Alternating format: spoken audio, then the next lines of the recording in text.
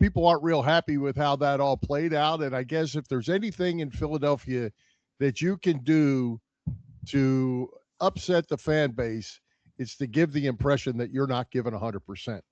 And I think a lot of us thought, maybe I don't think he dropped the ball on purpose by Yeah. any means, but there looked like some times that he was a little pulled back.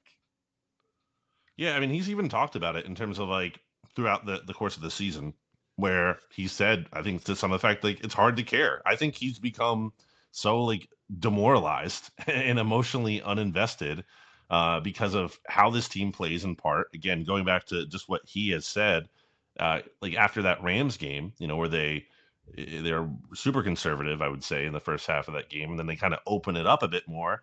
They get back into it in part because they're throwing to AJ and actually giving the receivers chances to make plays, in part because they have to at that point. They're just down so much they were more desperate.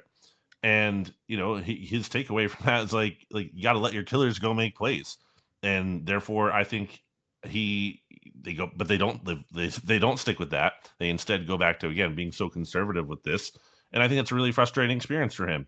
And you can say maybe he needs to not be so frustrated. You can say all that, what should happen, but the reality is he does feel this way, and as a human being, it's probably hard to just like pretend you don't feel that way.